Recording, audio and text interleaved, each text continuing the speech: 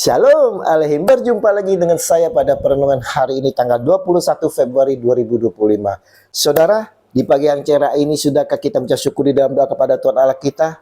Dan sudahkah memberi senyuman dan sapaan kepada sesama kita? Kita awali perenungan pagi hari ini dengan tanda kemenangan kita. Dalam nama Bapa dan Putra dan Roh Kudus. Amin. Syarat mengikuti Yesus. Bacaan liturgi hari ini diambil dari kitab Kejadian 11 ayat 1 sampai dengan 9. Dan Injil Markus 8 ayat 34 sampai dengan bab 9 ayat 1. Saudaraku yang terkasih, hari ini saudara, setelah Yesus menanyakan kepada para muridnya menurut pribadi mereka, tetapi apa katamu, siapakah aku ini? Pada Markus 8 ayat 29. Pertanyaan ini merupakan awal pengajaran Yesus tentang dirinya akan menghadapi penderitaan dan syarat untuk mengikuti Dia. Ternyata saat Yesus mengajarkan bahwa anak manusia harus menanggung banyak penderitaan dan ditolak oleh tua-tua, imam-imam kepala dan ahli-ahli Taurat, lalu dibunuh dan bangkit sesudah 3 hari. Markus 8 ayat 31. Para murid sangat terkejut saudara dan tak percaya. Hal ini dikatakannya dengan terus terang. Namun, para murid berpikiran bahwa Yesuslah yang dapat membebaskan mereka dan rakyat dari penindasan oleh para penguasa saat itu. Bukan memikirkan apa yang dipikirkan Allah. Tetapi Petrus menarik Yesus ke samping dan menegur dia. Maka berpalinglah Yesus dan sambil memandang murid-muridnya ia memarahi Petrus, katanya, "Enyalah iblis, sebab engkau bukan memikirkan apa yang dipikirkan Allah, melainkan apa yang dipikirkan manusia." Markus 8 ayat 32 sampai dengan 33.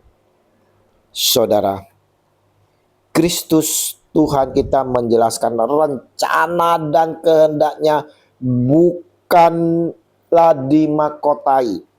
Malahan ia harus dibunuh, ia harus disalibkan, dan setelah 3 hari ia harus bangkit dari kematian dan kembali ke surga dan tidak tinggal di dunia ini lagi. Hal ini dikatakannya saudara dengan terus terang. Ia mengatakan secara terbuka dan jelas dan tidak membungkusnya dalam ungkapan yang dapat disalahpahami. Namun di sini saudara kita lihat Petrus memperlihatkan kasih lebih dari kebijaksanaan untuk melindungi Kristus dan keselamatannya, tetapi tanpa pengetahuan yang benar. Namun sekali lagi, itu semua dilakukan Petrus tanpa iman dan pengetahuan yang benar. Sebab Petrus jelas saat itu tidak atau belum menyadari bahwa penderitaan Yesus dan bahkan kematian Yesus adalah rencana Allah. Lalu Yesus memanggil orang banyak dan murid-muridnya dan berkata kepada mereka, "Setiap orang yang mau mengikuti aku, ia harus menyangkal dirinya, memikul salibnya, dan mengikuti aku. Karena siapa yang mau menyelamatkan nyawanya, ia akan kehilangan nyawanya. Tetapi barang siapa kehilangan nyawanya karena aku dan karena Injil, ia akan menyelamatkannya. Apa gunanya seorang memperoleh seluruh dunia tetapi ia kehilangan nyawanya? Karena apakah yang dapat diberikannya sebagai ganti nyawanya? Sebab barang siapa malu karena aku dan karena perkataanku di tengah-tengah angkatan yang tidak setia dan berdosa ini, Anak Manusia pun akan malu karena orang itu apabila ia datang kelak dalam kemuliaan Bapanya diiringi malaikat-malaikat kudus." Markus 8 ayat 34 sampai dengan 38. Saudara, Yesus hendak menyampaikan kepada kita sekalian saudara, yang mau mengikuti Dia, di mana hidupnya tak akan selalu di zona nyaman. Kita akan dikritik, kita akan dihina, ditentang. Bahkan dalam kehidupan kita akan ditindas karena namanya, saudara. Dalam hidup ini sebagai muridnya kita akan menghadapi setiap pergumulan hidup. Kesulitan demi kesulitan, sakit penyakit akan kita alami. Apakah kita mau bertahan setia dan taat mengikutinya? Atau kita lari dari kenyataan ini, saudara. Lari dari setiap permasalahan yang kita hadapi. Kita takut. Kita menghindar.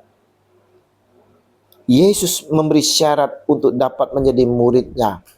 Menjadi pengikutnya yang sejati. Setiap orang yang mau mengikuti aku, ia harus menyangkal dirinya, memikul salibnya dan mengikuti aku.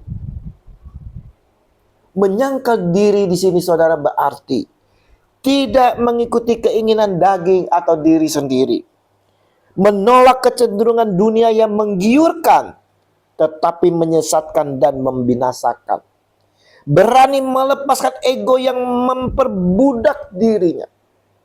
Mengutamakan kepentingan di dalam Kristus. Syarat kedua memikul salib, saudara, berarti rela menerima tanggung jawab dan konsekuensi mengikuti Yesus Kristus. Siap sedia untuk menerima perlakuan diskriminatif dari lingkungan sekitar. Menghadapi penderitaan, cobaan, dan rintangan dalam hidup. Mengerjakan semua tanggung jawab kita. Mengikuti aku berarti, saudara, proses yang terus-menerus yang harus kita lakukan. Mengikuti apa yang dilakukan Yesus Tuhan dan dilakukan seumur hidup setiap saat. Saudaraku, Regi hari ini, saudara, Yesus mau menyampaikan kepada kita sekalian yang mengaku murid-muridnya, pengikutnya, saudara, bahwa mengikuti dia tidaklah selalu dalam zona aman. Kita pasti akan mengalami segala penderitaan, dikucil, dibenci, ditentang karena namanya. Bukan itu saja, bahkan kita akan dibunuh, saudara. Disinilah kita diperlihatkan oleh Tuhan kita Yesus Kristus akan kesetiaan dan ketaatan kita yang mengikuti dia. Yesus Kristus sebagai Tuhan penyelamat. Atau kita tergoda untuk mengikuti dunia yang menyesatkan ini, saudara. Untuk itulah hari ini Yesus menyampaikan syarat mengikuti dia. Menyangkal diri, memikul salib, dan mengikuti aku. Menyangkal diri dan memikul salib ini, saudara, menunjukkan panggilan untuk mengarahkan hidup kita dari diri kita ini kepada Allah. Yang penting adalah kehendak Allah. Bahkan, saudaraku yang terkasih, jikalau harus mati sekalipun, sebagaimana digambarkan dengan perjalanan memikul salib ke tempat pemakuan, itu adalah syarat yang harus ditempuh. Tujuan akhirnya adalah mengikuti Yesus, masuk dalam hubungan pribadi dengan dia secara utuh. Bukan aku, melainkan Kristus. Mari saudara-saudaraku yang terkasih, kita yang percaya dan mengikuti dia, Yesus Tuhan, Sang Juru Selamat, kita mau berkomitmen mengikuti dia hingga garis finish kehidupan kita, saudara, dengan tetap setia dan taat, dengan mau menjalani syarat-syarat yang diberikan kepada kita, menyangkal diri, memikul salib, dan mengikuti dia. Dengan demikian, keselamatan kekal dalam kerajaan surga akan kita peroleh.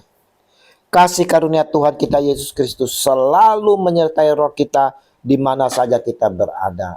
Amin. Dalam nama Bapa dan Putra dan Roh Kudus. Amin. Shalom Alaikum.